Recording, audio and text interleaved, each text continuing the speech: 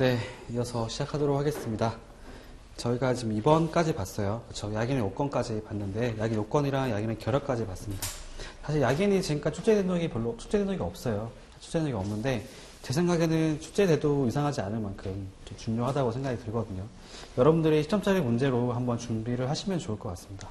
약인이라는 것이 문제 나온다면 아마도 뭐 약인이라는 것이 무엇인지 필요성이 나올 것까지는 잘 모르겠어요. 그냥 약인의 개념이 무엇인지, 그 다음에 약인의 요건은 어떻게 되는지 정도 물어볼 수 있을 것 같습니다. 약인의 결합까지는 물어보지는 않을 것 같아요. 약인의 결합이라는 개념은 공부하긴 좋은데 이거 다른 기본서를 보시면 아시겠지만 제 기본서도 마찬가지인 게 약인의 결합이라는 개념에 대해서 실어놓지는 않았거든요. 그렇기 때문에 약인의 결합까지 공부하시면 좋고요. 준비는 하시고 이게 만약 문제 나온다면은 약인의 개념이랑 약인의 요건 정도 나오지 않을까라고 생각을 하시면 좋을 것 같습니다. 약인의 요건이란 거, 약인의 개념 요건 아까 말씀드렸지만 설명하실 때에는 예를 들어서 말씀하시는 것도 좋은 방법이에요. 제가 아까 말씀드린 거 있잖아요. 그런 것들 잘 언급해 주시면 아무래도 점수를 좀 잘 받을 수 있지 않을까. 아니면은 약인의 요건이라는 개념을 말할 때 약인의 결여라는 것들도 언급해서 말씀하시면 좋은 점수를 얻지 않을까라고 생각이 듭니다. 그렇게 준비를 하시면 좋을 것 같습니다. 넘어가도록 할게요. 3번에 보시면 약인 이론의 완화라고 되어 있어요. 약인 이론이라는 것이 사실은 완벽하진 않겠죠. 그래서 그런 것들을 이제 보완하기 위해서 나와 있는 게 있는데 하나씩 보도록 하겠습니다. 첫 번째 보시면 약속에 의한 금반원이라고 나와 있습니다. 내용만 봐서는 무슨 말인지 모르겠는데 같이 보시면 수약자가 약속자의 청약을 신뢰하고 행동할 것이라는 것을 예견하여 행한 약속은 금반원의 원칙에 따라서 상대방의 약인의 제공 없이 집행이 가능하다. 이것만 봐서는 잘 이해가 안 돼요. 밑에 각주를 보시면요. 7번의 각주 보시면 추가적인 내용이 나와 있습니다. 금반원의 원칙이란 행위자가 일단 특정한 표시를 한 이상 나중에 자신의 표시를 부정하거나 모순되는 행위를 하여서는 아니 된다는 원칙을 말한다. 그냥 말 바꾸지 말라는 겁니다. 처음에 말한 게 있는데 그것을 깨지 말라는 거예요. 그런 거 하지 말라는 거 말하는 거고, 약속을 신뢰한 자를 보호하지 못하면 형평성에 위배되기 때문이다. 라고 나와 있습니다. 좀 보호를 해주는 거죠. 약인이라는 것이 있지만 그런 것들을 지키지 않을 수 있기 때문에 그런 것들을 하지 말라라는 의미에서 약속에 의한 금반원, 말을 바꾸지 말라는 겁니다. 그런 내용이 들어가 있어요. 그래서 상대방의 약인의 제공 없이 또 집행이 가능하게끔 해서 수약자를 보호해주고 있구나라고 이해하시면 될 것 같습니다. 넘어가도록 할게요. 이번에 보시면 서면계약 나와 있어요. 서면이라는 것은 말 그대로 종이로 된 문서를 말하는 겁니다. 종이로 된 문서를 말하는 건데 미국의 캘리포니아주 등 수개 주에서는 재정법에 의해서 날인 증서의 법리를 수정하여 서면으로 되어 있는 경우에는 약인이 없다고 해도 약인이 있는 것으로 추정하는 입장을 취하고 있다라고 나와 있습니다. 그런 거죠. 사실은 날인 증서가 있으면 각각의 서명에 들어간 거기 때문에 그거 가지고도 사실은 효력을 인정해 줄 수 있다는 겁니다. 효력을 인정해 주고 굳이 약인이라는 것을 추정하는 거죠. 굳이 이렇게 안 해도 계약을 성립되는 것으로 간주해 주겠다라고 보고 있습니다. 저희 한국 같은 경우에, 우리나라 같은 경우에는 약인이라는 개념이 없죠. 그래서 다만 서면으로 된 계약서 있으면 그걸로 유효하게 될 수 있습니다. 그거 가지고 계약이 안 짓게 되면, 계약이 안 지켰다 그러면은 당연히 소송 제기할 수 있겠죠. 그거 가지고. 그런 것처럼 서면 계약이 되어 있는 경우에도 미국에서 수개주라고 나와 있는데 이런 것들도 인정해주는 것도 있구나라고 보시면 되겠습니다. 세 번째 보시면 국제계약에서의 약인 이론 나와 있어요. 약인 이론이라는 것은 영국 및 미국이 채용하고 있지만 역사적, 전통적인 의미로 간주하고 점차 완화되는 추세이다. 그렇죠. 영국과 미국에서는 이런 것들이 처음에 되게 강했겠죠. 약인이 없으면 계약 성립 안 해준다라고 했겠지만 이제는 그게 점점 국제화가 되다 보니까 완화가 되고 있다는 겁니다. 그런 거 없어도 그냥 인정해주자라고 되고 있다는 거죠. 보통 계약서 안에 다음과 같은 문구를 넣음으로써 약인 문제가 해결되는 것으로 보는 경우도 많다 나와 있는데요. 보시면 영어로 나와 있는데 쭉 나와 있죠. 상호 합의가 있다면 이런 것들을 가지고도 인정을 해줄 수도 있다 이런 내용이 들어가 있는 건데 밑에 그러나 보시면 그러나 약인 이론은 대립법에서는 볼 수 없는 영미법상의 독특한 제도이고 오늘날 국제거래 관계에서 영미법이 강세를 보이고 있기는 하여도 약인 이론이 국제거래에 등장하여 그에 의해서 강제 이행될 가능성이 있는 계약이 무효화되는 일은 드물 것이다. 즉 약인이 없다고 해서 이 계약 무효다라고 하는 것은 어렵다는 겁니다. 왜냐하면은 영국과 미국법이라는 것은 그 나라에서만 적용이 됐었다가 지금 국제화 되다 보니까 그렇게 강제로 하게 할 수 없다는 거죠. 그래서 점점 완화되고 있다. 그래서 그러나 영국이나 미국에서 강제로 이행되어야 할 가능성이 있는 계약은 약인 요건이 충족되어 있는지 여부를 미리 검토할 필요성은 있다고 본다라고 하는 얘기는 뭐냐면 조심할 필요는 있다는 겁니다. 그럼에도 불구하고 혹시 모르잖아요. 이렇게 완화되고 있다고 생각을 했는데 막상 보니까 이게 남아있는 경우도 있을 수 있다는 거죠. 그래서 그런 경우라면 한 번 더 검토를 해본 다음에 거래를 해라라고 얘기를 하는 겁니다. 그렇게 하는 게 더 좋겠죠. 미리 준비할 때. 그런 내용들이 들어가 있다라고 보시면 되고 다시 한번 정리해서 말씀드리면 국제계약에서는 약인이론은 점점 완화되고 있는 추세다. 그렇지만 그래도 조심을 할 필요는 있겠다라고 보시면 되겠습니다. 만약에 이런 것들도 사실은 이제 뭐 약인 이론의 완화라고 문제 나왔을 때 쓸 수가 있겠지만 제 생각에 약인 이론의 완화라는 내용 자체는 물어보기 참 어렵다고 생각이 들어요. 이렇게 단독으로 물기는 힘들 것 같고요. 만약에 50점짜리 문제 중에 일부러 나오던지 아니면 10점짜리 문제 일부러 나왔을 때 약인에 대한 얘기가 나왔어요. 그렇다면은 결론이라는 걸 쓸 수가 있죠. 결론에 가서는 약인이라는 것이 이렇게 되어 있지만 목적적으로 봤을 때는 점점 완화되고 있는 추세를 가지고 있다.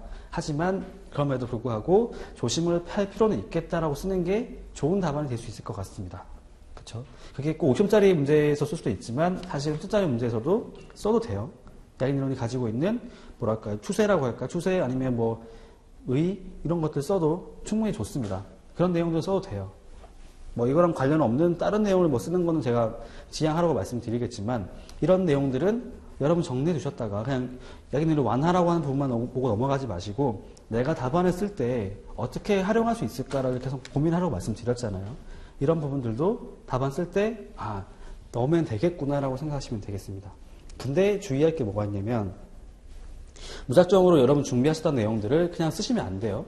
문제를 정확히 파악한 다음에 이걸 내가 써도 될지 안 될지를 먼저 고민하시고 쓰는 겁니다. 그냥 내가 준비한 내용이 있으니까 그냥 쓰는 것은 저희 아까 채점평 봤던 거 기억나시죠? 그냥 무턱대고 암기해서 쓰는 사람이 많더라. 문제하고 관련이 없는데 쓰는 사람도 많더라. 이게 나왔었잖아요.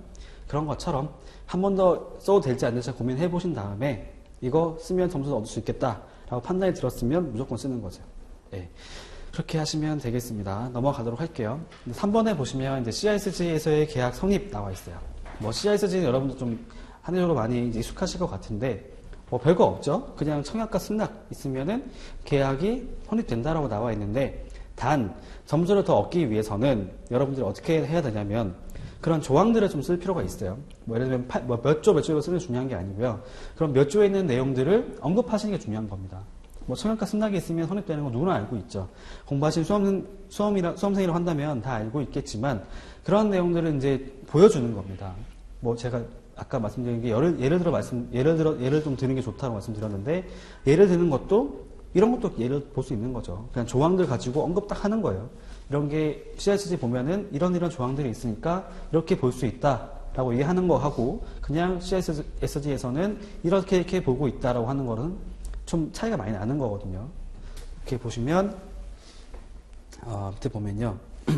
CISG 규정은 뭐 내용 나와 있는데 뭐 일반 원칙을 충실히 반영하고 있기 때문에 이해하는데 어려움을 야기하지 않지만 영미법에서 서로의 불능인 청약이 유하기 위해서는 약인이 요구되지만 CISG는 그렇지는 않다.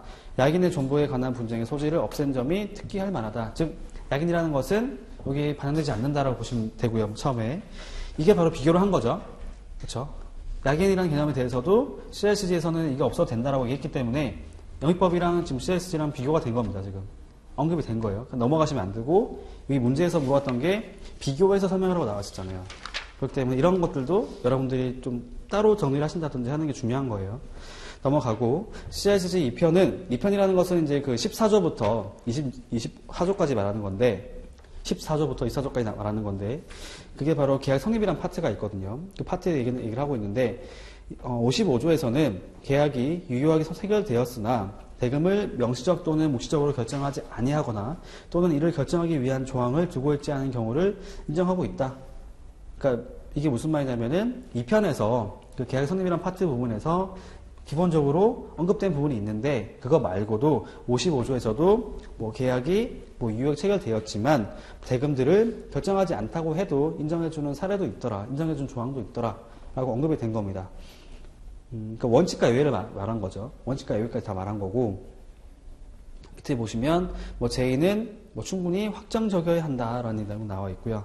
그다음에 밑에 보시면 확정성의 요건이 있는데 이런 내용들이 사실은 그 CRS에 나와 있는 내용들 그대로 옮겨 쓴 거거든요. 14조 나와 있는 내용들을 그냥 풀어 쓴 겁니다. 거기 보시면 이런 내용 다 들어가 있어요. 청약이 뭐 나와 있는 게 확정성의 요건이라는 것은 첫 번째가 뭐 특정인을 상대로 한 계약 체결의 제의는 우성력이 있는 명확한 인사가 있을 경우에 제2상의 물품의 표시, 뭐 두 번째가 명시적인 또는 묵시적으로 수량 또는 가격 결정 조항이 있거나 세 번째 결정을 위한 조항이 있을 경우에 충족된다라고 나와 있고 12번 각주를 보시면 이건 볼 필요가 없겠네요. 네, 볼 필요가 없을 것 같습니다. 보시면 이게 바로 그 조항들을 그냥 풀어 쓴 겁니다. 네, 내용 쓴 거고 그냥 처음에 내용 간단해요. CRSG에서는 영법과 다르게 약인이라는 개념이 없고 그냥 청약과 승낙이 있으면 계약 성립이 된다 이게 끝인데 그 내용들을 각각 조항들을 가지고 또 풀어 쓰는 거죠. 왜냐면은 그런 것들이 부가 설명이 들어가는 게 중요한 거고 그다음에 문제 자체가 5점짜리 문제 나왔기 때문에 이런 내용들을 분량을 채우기 위해서라도 이런 내용들을 다 쓰셔야 된다는 겁니다. 밑에 보시면 이제 CRSG에서는 그 위에부터 볼게요. 청약자가 매도 매수하려는 의도 여부와 같이 제2의 내용을 결정함에 있어서 당사자의 진술이나 행위의 해석 및 관습과 관행의 구속력을 고려해야 한다라고 나와 있는데 이것은 8조 9조에 나와 있는 내용들을 간단하게 언급을 한 겁니다. 그러니까 단순하게 계약 성립이라는 그것만 놓고 보는 게 아니라 청약과 승낙이라는 것을 하기 위해서는 나와 있는 것처럼 8조에 따라서 뭐 당사자의 진술이라든지 행위의 해석 이런 것도 있고요. 그다음에 9조에 나와 있는 것처럼 뭐 관습과 관행의 구속력도 인정해주고 있는데 이런 것들을 다 반영을 해서 그런 청약하고 승낙을 해석을 한다라고 보시면 됩니다. 그다음 밑에 보시면 뭐 CRSG에서는 계약의 성립 시기에 대해서 계약은 청약에 대한 승낙이 이 협약의 규정에 따라서 효력을 발생할 때에 성립된다고 규정하고 있다라고 되어 있고 13번 각조를 보시면 CRSG 23조 나와 있습니다. 23조가 이제 계약 성립 시기라는 그런 문구를 가지고 있어요. 제목이 말 그대로 승낙한 때, 승낙의 효력을 발생한 때, 뭐 CRSG에서는 도달주의다 보니까 뭐 승낙이라는 의사표시가 있었는데 그게 바로 도달했을 때 그때부터 효력이 발생한 것으로 보고 승낙이 효력을 발생할 때부터 계약이 성립되는 것으로 간주된다. 즉 승낙이 딱 효력 발생하면은 그때부터는 계약 성립으로 본다 얘기하고 있는 겁니다. 나와 있고요. 이것도 23조 내용 나와 있는데 풀어 쓴 겁니다. 그렇죠? 풀어 쓴 거고요. 밑에 보시면 현대의 계약 관행은 쭉 나와 있는데 그냥 쭉 간단히 보시면 되고 이런 것들은 사실 크게 쓸 필요가 없는 내용들이에요. 여러분들 그 기술을 하실 때 이걸 써도 되지만 굳이 언급 안 해도 되는 내용들인데 뭐 교수님은 언급이 되어 있네요. 이것을 굳이 따라 쓸 필요는 없다는 겁니다. 여러분들이 여기 나와 있는 답안을 보실 때에도 꼭 써야 된다고 생각이 드는 것들이 있으면 쓰시는데 이런 것처럼 뭐 굳이 안 써도 되는 내용들은 여러분들이 보시면서 이해가 되면은 이해하시고 넘어가면 되고요. 굳이 이거 내가 쓸 필요가 없겠다 생각이 들면은 그냥 넘기시면 돼요. 그렇죠. 이거 가지고 점수가 더 된다 안 된다 이런 얘기는 사실 크게 의미가 없거든요. 이렇게 보시면 되겠습니다. 넘어갈게요. 넘어서 보시면 이제 4번 나와 있어요. 한국법 등 대륙법에서의 계약 성립 나와 있는데 같이 보도록 하겠습니다. 한국을 포함한 대륙법계에서는 계약의 성립에는 서로 대립하는 수개의 의사표시의 합치, 즉 합의가 있어야 함을 그 요건으로 하고 있다. 이거는 기본 전제였죠.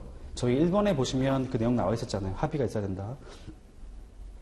한국민법은 청약자의 의사표시나 관습에 의해서 승낙의 통지가 필요하지 아니한 경우에는 의사실현에 의한 계약 성립을 인정하고 또한 교차 청약의 경우에도 계약이 성립된다고 규정하고 있다라고 나와 있는데 이것은 대륙법계에서만 가지는 특징이라고 보시면 됩니다. 그러니까 원래 할 얘기가 없는 거예요. 원래 원칙 자체가 합의가 있으면 계약이 성립된다라고 하면 끝인 건데 근데 한국법이 이제 여기법이랑 뭐 CS에 비교해 봤을 때 얘가 가지고 있는 특징이 있을 거잖아요. 특징들이 뒤에 언급되어 있다고 보시면 됩니다. 한국민법이라는 것을 보시면 뭐 청약자의 의사표시나 뭐 관습에 의해서 승낙의 통지가 필요하지 않다고 해도 그냥 의사실현만 해도 계약이 성립된다는 것을 인정해주고 있고, 그 다음에 교차 청약. 이런 게 뭐냐면은 매도인과 매수인, 그러니까 물건을 파는 사람하고 수입하는 사람이랑 서로 동시에 이걸 한 겁니다. 청약이라는 것이 사실은 뭐 매도인만 하는 게 아니라 매수인도 가능하죠. 매수인이 하는 청약이라는 것은 주문을 말하는데, 여러분들 주문 제작하잖아요. 그쵸? 맞춤 셔츠, 맞춤 정장 이런 게 다 주문을 말하는 거잖아요. 그쵸? 이렇게 만들어 주세요로 하는 것도 청약을 한 거죠. 그쵸? 그런 거 말하는 건데, 매도인과 매수인이 서로 청약을 한 겁니다. 그래서 교차가 됐다는 거예요. 교차가 된 경우라고 해도 성립이 된다라고 얘기를 하고 있습니다. 이런 것들을 인정 안 해주는 법들도 많아요. 왜냐면은 기본적으로 청약과 승낙이 있어야지만 인정이 되잖아요. 근데 이거는 청약만 두 개 간 거죠. 청약 간 거기 때문에 인정 안 해주는 경우도 있지만, 여기서는 인정이 된다고 보기도 하는구나 라고 하는 게 바로 특징이 될 수 있다는 겁니다. 이런 것들도 여러분들 만약 비교표를 만든다면 얘네들만 가지고 있는 특징으로 볼 수가 있겠죠. 그런 내용들도 정리하시면 좋을 것 같습니다. 일단 넘겨서 보시면 이제 목차 3번 나와 있는데요. 로마 3번 계약의 법적인 구성적인 요건 나와 있습니다. 그러니까 이런 것들이 성립되기 위해서는 이거 말고도 단순하게 청약과 승낙이라는 거 말고도 또 다른 요건이 있다는 겁니다. 법적인 구성을 가지기 위한 요건이 있는데, 이게 뭔지 봤더니 국제물품매매 계약에서는 보통 청약과 승낙에 의해서 성립되지만, 계약이 성립이 되지만 계약이 법적 구성력을 갖기 위해서는, 그러니까 성립된 것도 된 거긴 하지만 법적인 구성력이 있다는 것은 나중에 법적으로 소송을 제기한다든지 이렇게 강제성을 부여할 수 있다는 거죠. 그런 걸 하기 위해서는 당사자에게 행위 능력이 있어야 되고, 여러분들 지금 책에 보면은 그냥 쭉 나열되어 있는데, 여러분들 가능하시면 동그라미 이거 1번 이렇게 체크하시면서 보시면 좋을 것 같아요. 첫 번째가 당사자의 행위 능력이 있어야 된답니다. 이런 것들을 할 수 있는 능력이 돼야 된다는 거예요. 뭐 물건을 파는 사람은 물건을 만들 수 있는 능력이 있어야 되는 거고, 그렇죠? 판매할 수 있는 능력이 있어야 되는 거고, 대금 지급을 할 사람은 대금 지급할 능력이 돼야 된다라는 게 가장 전제로 깔려 있는 겁니다. 뭐 파산한 사람한테 계약해가지고 돈 달라고 할 수는 없잖아요. 그런 것처럼 첫 번째가 당사자의 행위 능력이 있어야 되고, 두 번째가 거래 목적물이나 거래 방법이 적법하여야 하며, 또 적법해야 된다고 나와 있네요. 세 번째 보시면 허위 계약이 아니어야 되고, 거짓이 아니어야 되고, 네 번째 보시면 사기, 강박에 의한 거래가 아니어야 하며, 다섯 번째가 착오에 의한 의사표시가 아니어야 한다 라는 그런 요건들이 들어가 있습니다. 이게 지금 나열되어 있어서 그렇지, 여러분들 만약에 이렇게 1, 2, 3, 4, 5 이렇게 체크를 안 해두시면 그냥 넘어갈 수가 있어요. 그러니까 5가지가 있는데 그 중에 3가지만 쓰고 넘어갈 수가 있거든요. 그러니까 이런 것들을 여러분 좀 주의를 하셔야 됩니다. 공부를 그러니까 무역실무라는 과목이 어떻게 보면 되게 설렁설렁 공부할 수도 있겠지만, 이런 디테일한 면은 좀 잘 챙기셔야 돼요. 그러니까 이해력을 높이는 건 중요하지만, 여기 나와 있는 것처럼 그 언급된 게 5가지나 언급되어 있는데, 그래 이런 것도 있을 수 있겠네 하고 넘어가시면 그 중에 쓸 수 있는 게 몇 가지가 안 된다는 겁니다. 이런 것들 세세하게 동그라미 1, 2, 3, 4, 5 해가지고 5가지 써야지 라고 정리를 하고 넘어가는 거랑은 차이가 많이 날 수 있어요.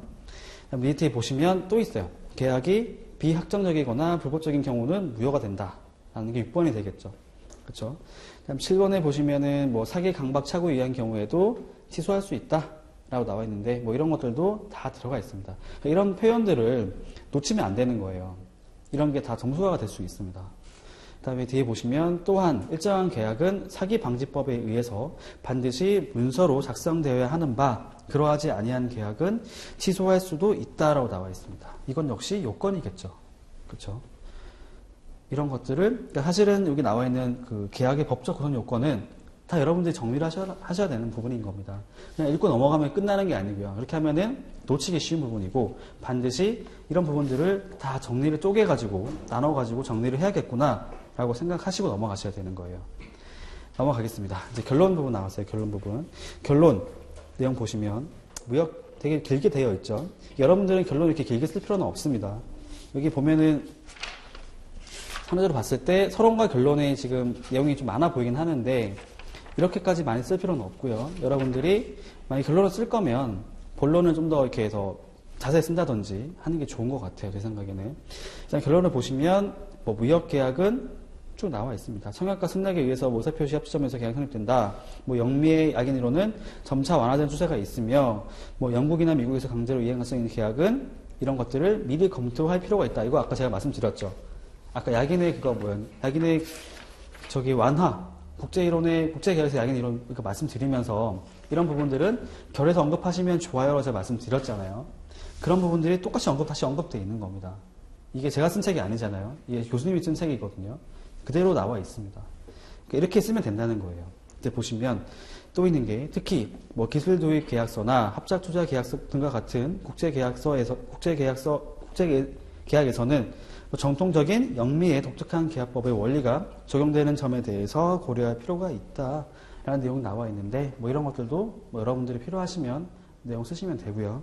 넘어가겠습니다. 뒤에 보시면 또한 무역계약은 보통 성역과 승낙에 의해 성립되지만 계약이 법적 구속력을 갖기 위한 요건이 전제되어야 한다라고 나와 있는 게 그 위에 나와 있는 법적인 그런 요건을 말하는 거죠. 그런 것들을 지금 다 하나씩 정리를 해주고 있는 겁니다. 그죠?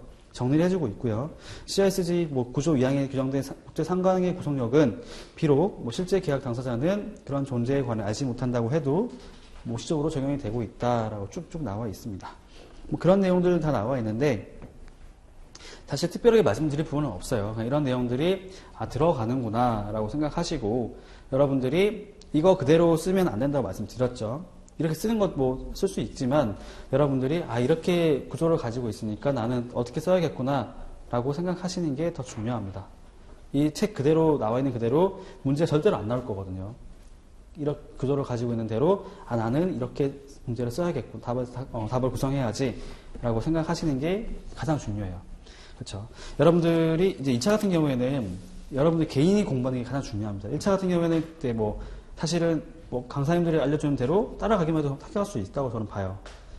그렇지만 2차 같은 경우에는 아무리 강사분이 뛰어나게 알려준다고 해도 본인이 공부를 많이 해야 되는 거거든요. 2차는 생각도 많이 해야 되고 본인이 정리를 많이 해야 되고 본인이 암기를 많이 해야 됩니다. 그래서 당연히 강사가 중요하지만 이런 것들을 이제 점점 이렇게 강사는 가이드라인을 제시해 주는 거고 여러분들이 공부를 다 하셔야 되는 겁니다. 아시겠죠? 그런 부분들 체크하시면 될 것 같습니다. 그리고 저 기출문제 그거는 제가 다음 시간부터 제가 나눠드리도록 할게요. 오늘은 좀 시간이 늦어가지고 제가 말씀드렸거든요. 그래서 다음 시간부터는 제가 저번에 상의했던 것들 다 이렇게 나눠드리겠습니다. 그거 보시면서 여러분들 궁금한 거 있으면 저한테 말씀하셔도 제가 말씀드릴게요. 대답을.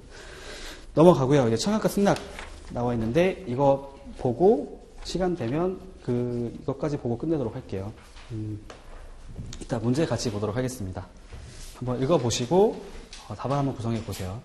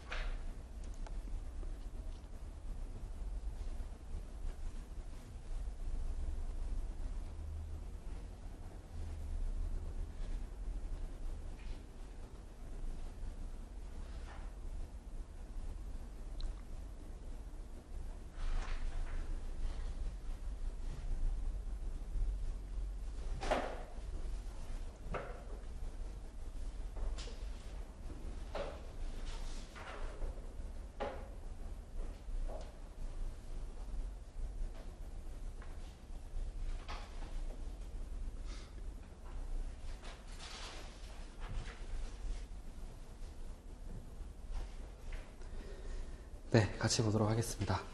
네, 뭐 이렇게 뭐 연습이 많이 되신 분도 있겠지만 이게 뭐 연습이 안 돼 있으면 사실 시간이 걸릴 수가 있어요. 그래서 뭐 제가 수업 시간에 이렇게 뭐 말씀드리고 짧게 시간 드렸을 때 내가 남들은 쓰는 것 같은데 내가 못 쓰는 것 같다라고 전혀 생각하지 마시고요. 본인이 그냥 뭐 처음에 어렵더라도 하다 보면 나중에 적응될 거니까 그렇게 하시면 될 것 같습니다.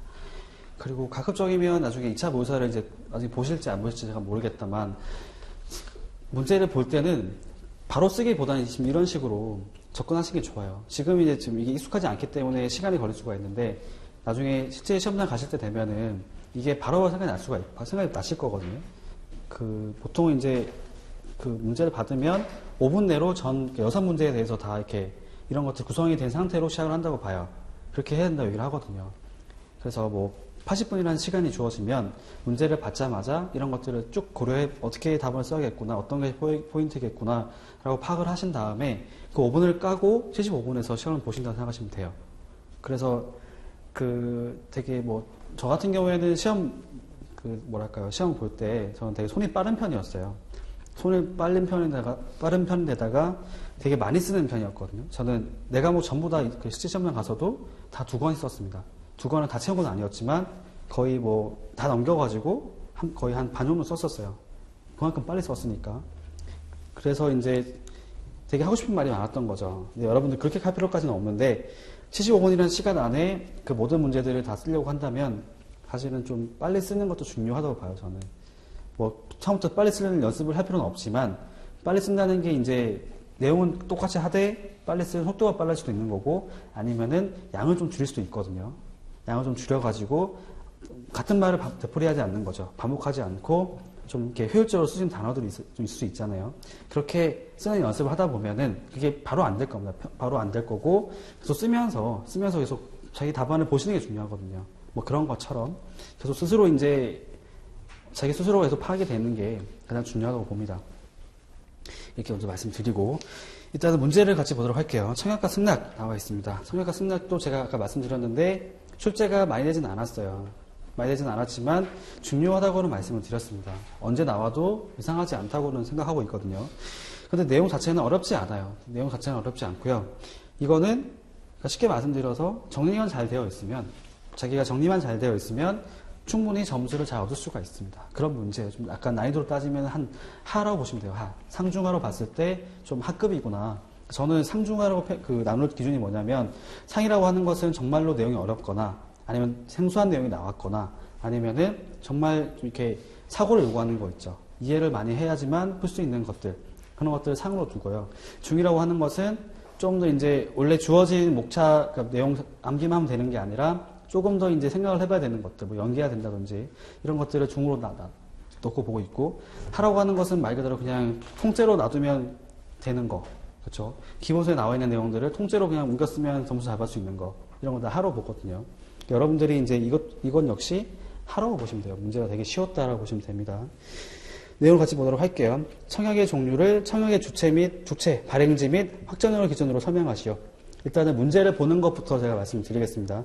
이렇게 문제가 나왔을 때 저라면 일단은 청약의 종류가 나와 있었기 때문에 청약이라는 것이 뭔지를 언급할 것 같아요. 서에서 이거 언급해야지 청약의 종류라게 나와 있는데 그다음 청약의 종류가 어떤 것이 있는지도 언급을 할 건데 뒤에 보니까 이것들을 청약의 주체, 발행지, 확정형이라는 것이 있는데 이걸 기준으로 분류하는 거기 때문에 그냥 간단하게 언급만 하고 자세하게 쓰지 말아야겠다라고 생각할 것 같습니다. 그래서 서에서는 청약이라는 게 무엇인지, 그다음에 청약의 종류라는 것이 어떻게 구분 기준이 뭐가 있는지 이런 것들로 간단하게 언급을 할 것 같아요. 그렇게 생각을 하고 들어가셨으면 좋겠습니다. 밑에 이제 목차 구성 나와 있는데 과연 그럼 교수님이 어떻게 출제를 했는지, 어떤 생각을 가지고 이렇게 문제를 만드셨는지 목차를 같이 보도록 하겠습니다. 첫 번째 보시면 서론 나와 있어요. 서론 나와 있고 두 번째 보시면 청약의 주체와 발행지, 세 번째 보시면 청약의 확정력 기준 나와 있고요. 네 번째 가면은 결론입니다. 즉 쉽게 말씀드려서 목차가 별거 없어요. 그렇죠? 그냥 문제에서 물어본 그대로 옮겨 쓴 거잖아요. 그렇죠? 서론 결론이야 뭐 다 아는 거고 본론 부분에 봤더니 그냥 청약의 주체, 발행지, 확정력 이걸 그냥 기준 삼아 가지고 하나씩 언급이 된 겁니다. 그렇죠? 목차는 이렇게 그냥 간단한 거예요. 여러분들이 목차를 달달 암기를 하신 분들이 있는데 절대로 그럴 필요 없습니다. 목차를 암기하는 시대는 지나갔다 보시면 돼요. 예전에는 그렇게 했었는데 요새는 이렇게 문제가 다 나와 있습니다. 목차를 굳이 따로 만들 필요가 없다는 거예요. 그러니까 주어진 문제 그대로 목차를 만들어가지고 언급하시면 됩니다. 이렇게 말씀드리고요. 이제는 서론을 보도록 할게요. 제가 아까 말씀드렸죠. 청약이라는 것이 뭔지를 언급할 것 같다고 말씀드렸는데 바로 이게 나왔어요. 서론에 보시면 청약이라고 하는 것은 무엇을 말한다 라고 나와 있습니다.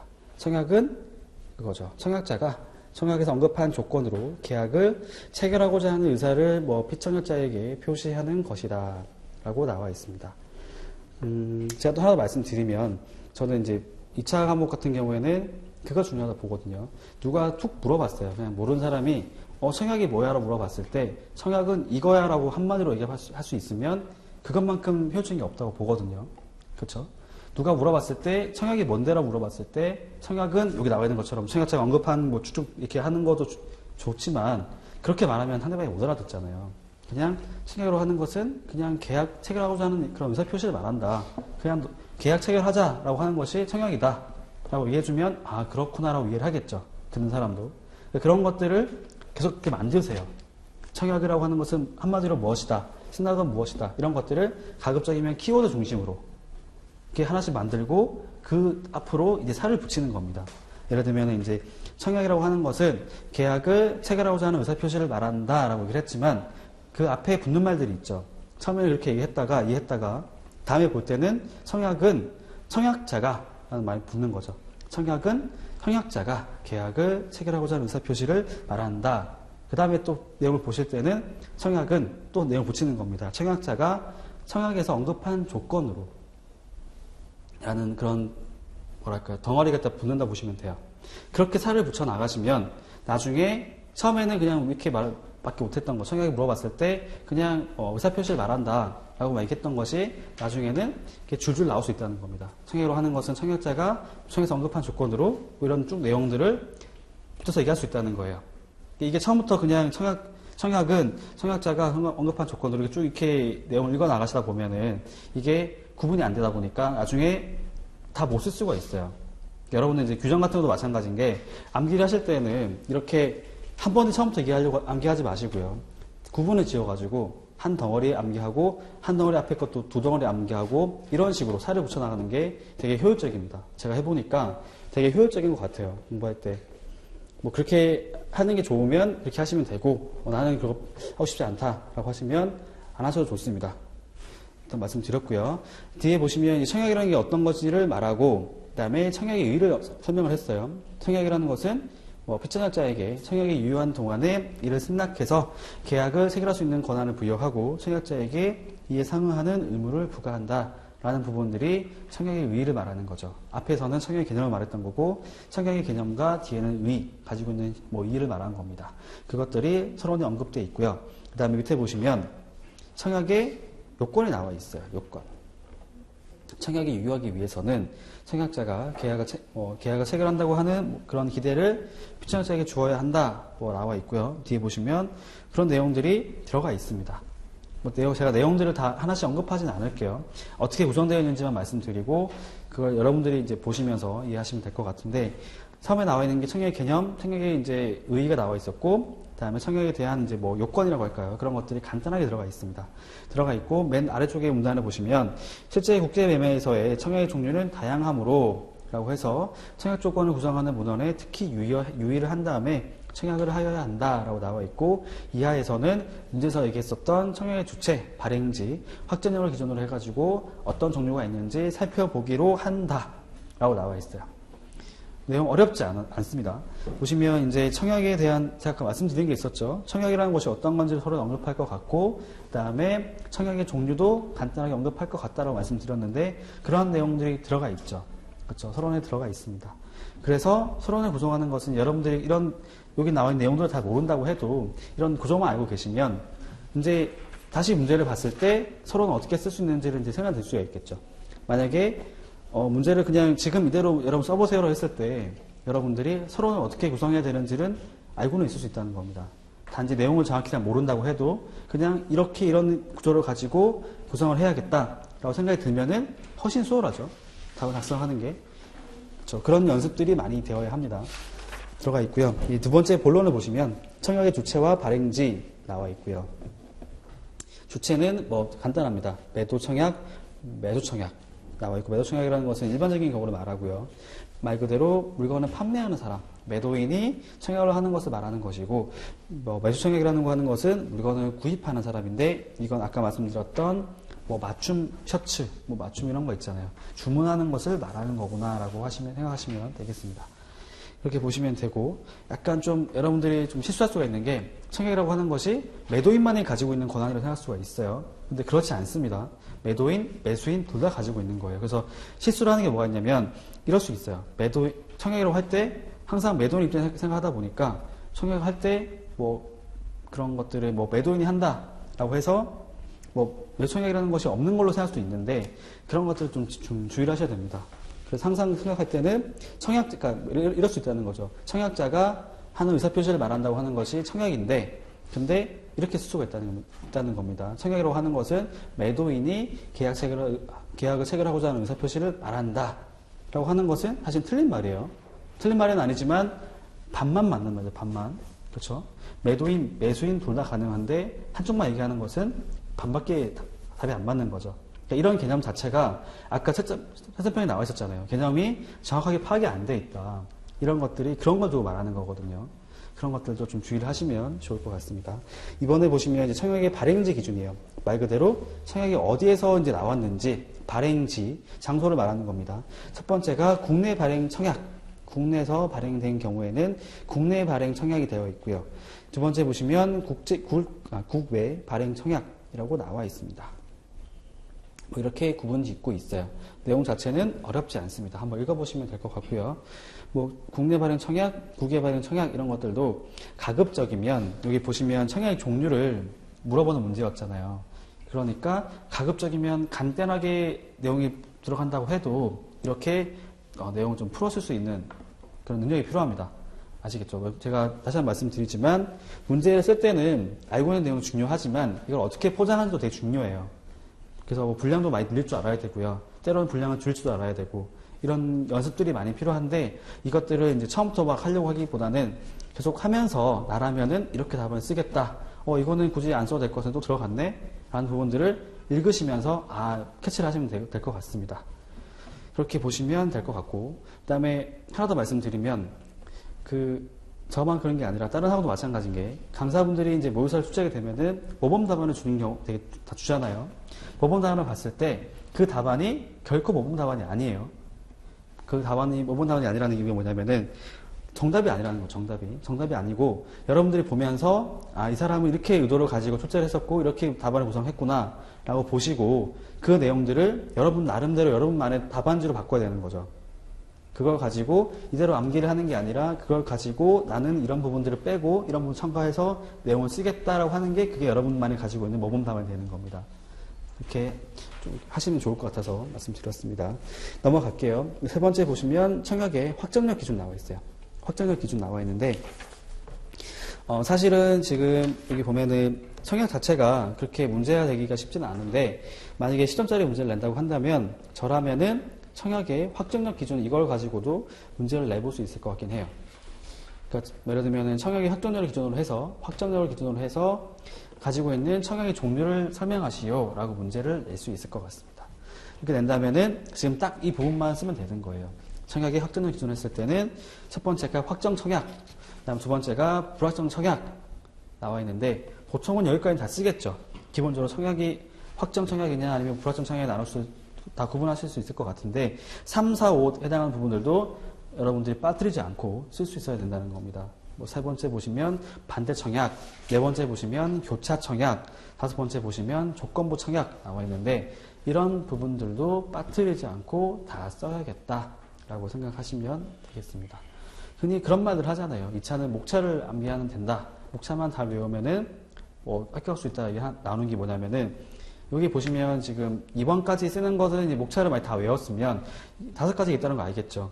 만약에 청약 확정 기준을 물어봤을 때는 5가지 써야 되고 그것들이 여기 나와 있는 것처럼 확정 청약, 불확정 청약 쭉 5가지가 있다 라는 것만 알고 있어도 내용을 빠뜨리지 않겠죠. 내용이 좀 부실하다고 할지라도. 근데 그런 게 없고 그냥 대충 이해만 하고 있다가 시험 문제를 풀게 되면은 이런 것 중에서 한 가지를 빠뜨릴 수가 있거든요. 빠뜨리게 되면은 빠뜨린 부분만큼이 점수가 깎인다고 보시면 됩니다. 그래서 제일 위험한 게 이런 것들은 딱 정리가 되어 있잖아요. 학점의 기준 같은 경우에는 여러분만 생각이 들어갈 그게 없죠. 여러분들이 이해하고 있다는 것이 뭐 다른 것들을 추가할 그런 게 아니잖아요. 그냥 딱 정리되어 있는 이런 것들은 여러분들이 암기를 하셔야 됩니다. 정리가 되어 있어야 돼요. 그러니까 무역실무가 이해가 되는 과목이 주가 되는 과목이긴 한데 이런 것처럼 되게 꼭 필요한 그런 내용들이 있을 수 있거든요. 목차라는 거 하는 것들. 그런 것들은 빠뜨리지 않아야지라는 개념을 접근하시면 될 것 같아요.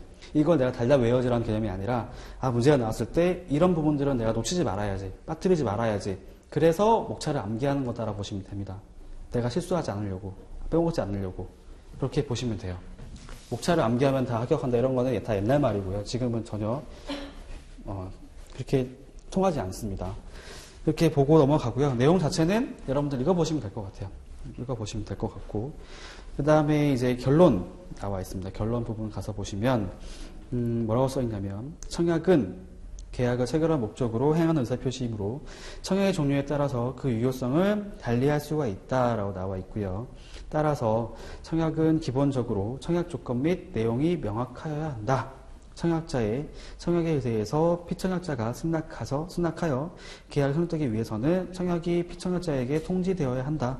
왜냐하면은 청약 내용을 알고 있는 자만이 승낙할 수 있기 때문이다라고 나와 있는데 그냥 청약의 뭐 유효성이라고 할까요? 효용 이런 것들을 그냥 쓰게 된 겁니다. 청약이라는 것이 왜 이렇게 중요하게 다뤄지고 있는지 그런 내용들을 지금 정리해서 말하고 있는 거예요. 밑에 보시면 이제 청약의 유효기간을 두지 아니한 청약, 즉 불확정 청약은 피청약자가 승낙하기 전 언제라도 취소할 수 있으므로 그런 확정적인 의사표시를 한 확정 청약으로 하는 것이 도움을 줄 수가 있다라는 것들도 뭐 이거는 앞에서 언급됐던 것들을 이제 거기다가 개인적인 의견을 넣은 거죠. 그렇죠? 이런 것들이 필요한 겁니다. 여러분들이 이제 무역실무를 쓰실 때, 답안을 기술을 하실 때, 뭐 결론 이런 것들을 쓰실 때, 여러분들이 가지고 있는 생각들 있잖아요. 뭐 어떤 효용이 있을 것 같다, 어떻게 하면 좋을 것 같다, 이런 발전 방향 이런 것들을 결론에 쓰시면 좋아요. 대신에 되게 터무니없는 그런 그런 과학적인 거 말고요. 공상론적인 거 말고 그냥 이렇게 나와 있는 것처럼 이렇게 하면 참 좋겠다, 무역실무에 도움이 되겠다라는 내용들은 언급하시면 좋습니다. 그래서 무역실무라는 과목이 있는 거예요. 무역실무가 실무를 공부하는 과목이잖아요. 그렇기 때문에 실무적으로는 이렇게 하면 좋을 것 같다라고 언급하시는 게 굉장히 좋은 답안이 됩니다.